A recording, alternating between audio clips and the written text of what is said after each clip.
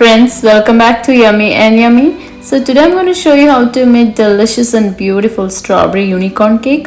I made this cake for my daughter's birthday. She has been asking me to make this unicorn strawberry cake ever since she came to know that her birthday was coming up.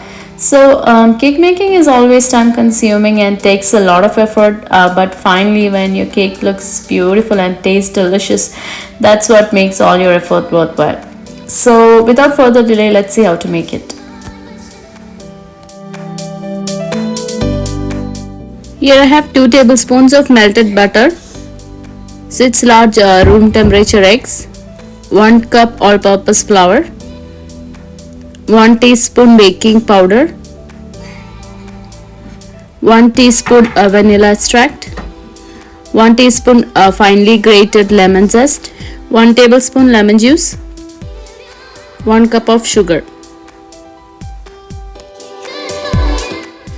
So here I'm just showing you how to get the lemon zest. You should only take the yellow skin part of the lemon and not the white part, as it tastes bitter and when you add it to the cake batter. So just gently rub the lemon against the grater.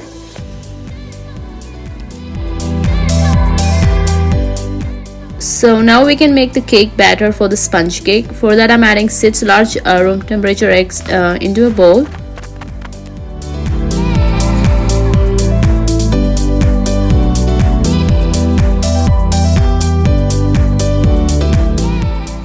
So now I'm adding 1 cup of sugar and I'm gonna beat it for 5 minutes on high speed. You need to beat the eggs and sugar until the mixture doubles in volume and the bright yellow color turns into a pale yellow shade. This process helps to incorporate air into the mixture, which is why the mixture doubles in volume after 5 minutes of beating, and also helps the cake to rise while baking. Next I'm adding a tablespoon of lemon juice and a teaspoon of lemon zest into the cake batter. So this might seem like a lot of egg and you might think that the cake will taste very eggy, but beating the mixture with lemon zest and juice reduces the taste of egg and brings out a nice bright flavor to the cake. Apart from the lemon juice, I'm also adding vanilla essence to the cake batter.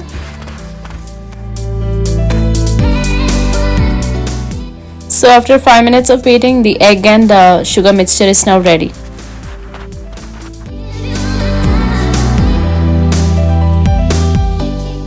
So now into the all-purpose flour I'm adding a teaspoon of baking powder and 1/4 teaspoon of salt. Sorry, I forgot to mention salt in the beginning, and giving it a quick mix with a whisk.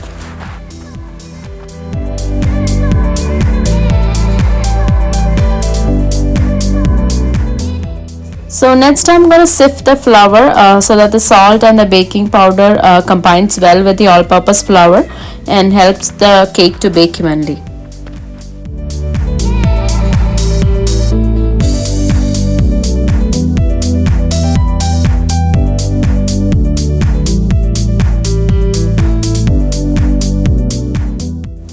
So next I'm going to add the sifted flour into the egg and sugar mixture and beat it for a minute until everything is just combined and no visible white flour can be seen.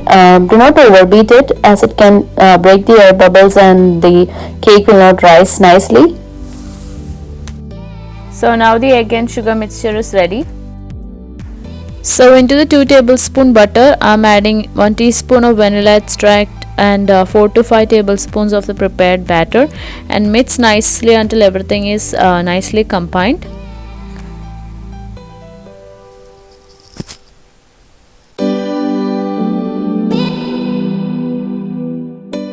So now we can pour the mixture back into the batter and mix so that the vanilla and butter reaches everywhere in the batter without having to mix vigorously. The more you mix, the air bubbles will break and the cake batter will not rise nicely. So a few gentle mix is enough after adding the butter and vanilla.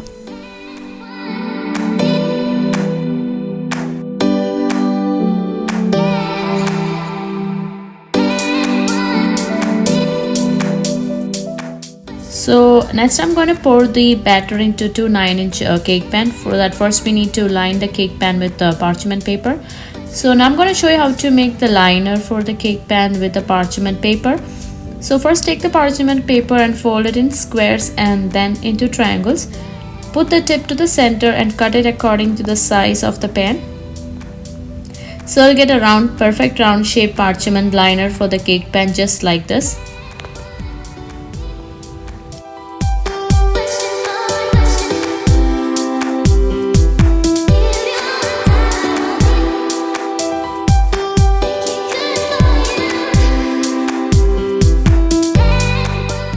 So now I have lined both the cake pans with the parchment paper.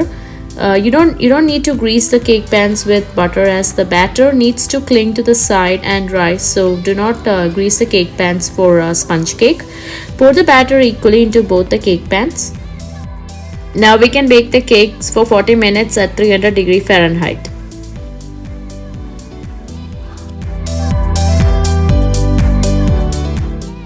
So now the cakes are ready after 40 minutes. It has perfectly risen and has not sunken in the middle. You can also pour the batter into single 9-inch pan and cut the cake into two before icing. Let the cake completely cool down before icing. Now for the cream cheese frosting. Here I have 1 cup of heavy whipping cream, about 500 grams of cream cheese. I have taken 2 packages here, and 3/4 cup of sugar. So first, for making the cream cheese frosting, into a large bowl I'm adding 1 cup of heavy whipping cream and 3/4 cup of sugar, and beat it on medium speed for 2 to 3 minutes until you get stiff peaks.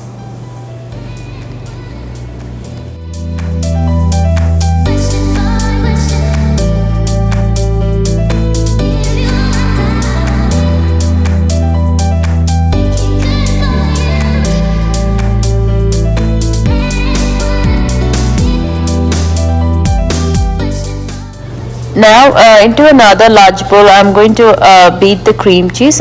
Make sure the cream cheese is at room temperature so that it is easier to beat, and beat it for 3 to 4 minutes until the cream cheese becomes really soft and can be easily mixed with the whipping cream.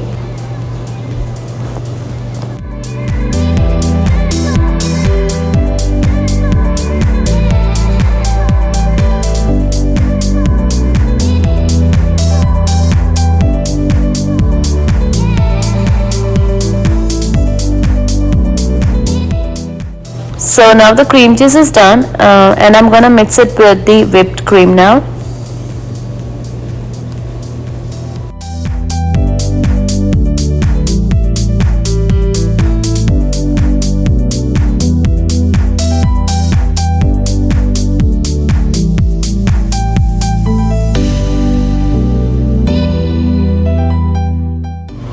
I'm also going to use a beater and beat it for a minute or two until the cream cheese combines well with the whipped cream. Next, I'm going to make a strawberry filling to go in between the cakes. For that, here I have 800 grams of strawberry. So I'm adding that into a food processor and pulsing it a few times until I get a chunky strawberry puree. It shouldn't be watery. You can also use a mixer grinder to do this.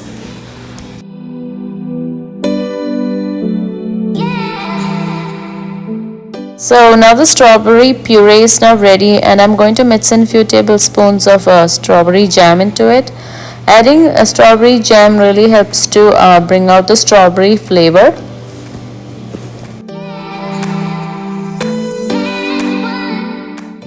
So now the cakes have completely cooled down, so I'm using an offset spatula to take the cake out of the cake pan. Just run the offset spatula around the cake pan and the cakes will easily come out.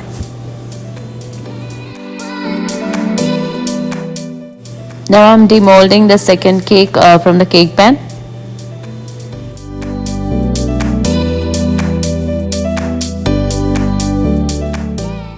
So now we can start frosting the cake. I've placed a cake board on top of the turntable and add a little icing on top and place the cake so that the cake doesn't move while frosting. First, I'm adding a prepared chunky strawberry puree on the first layer.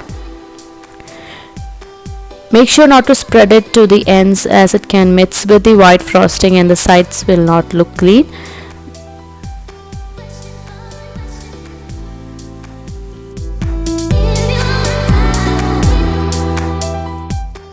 Now on the top of next layer, add generous amount of cream cheese frosting and spread it nicely to the sides with the offset spatula.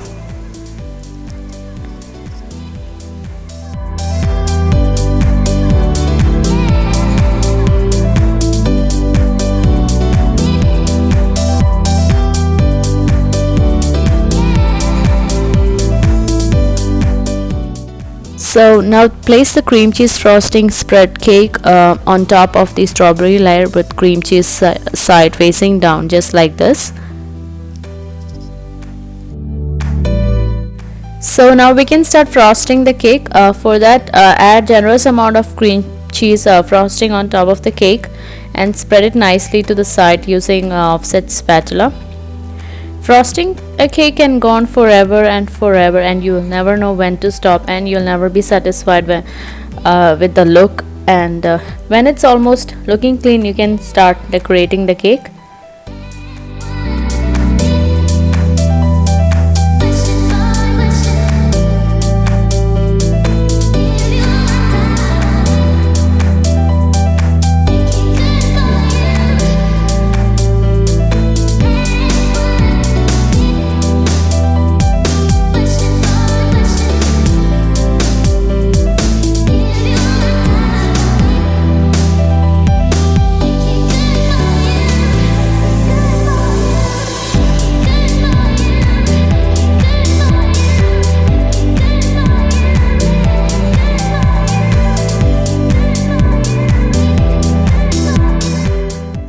So to get a nice clean finish for the cake, you can dip the offset spatula in really hot water in a cup and then wipe it with a towel and use it on a cake for spreading the frosting, so you'll get a nice clean finish if you do so.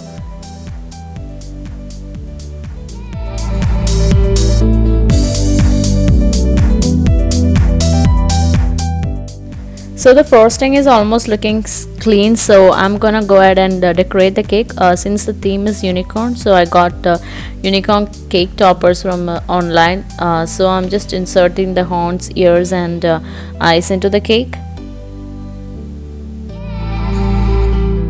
So I had about a cup of cream cheese frosting left over after frosting the cake, so I divided it into 3 equal parts and mixed 3 colors, pink, orange and purple, to make flowers for the cake using a piping bag, since these 3 colors are the colors of unicorn.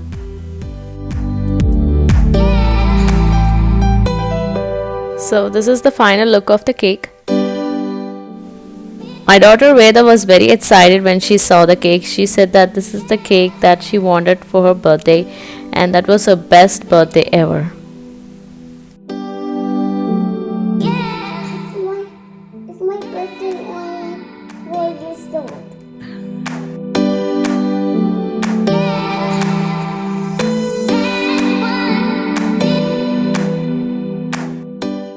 So thank you very much friends for watching my video, and if you did like it, please do not forget to share, subscribe and give this video a thumbs up, and I'll see you in my next video. Thank you.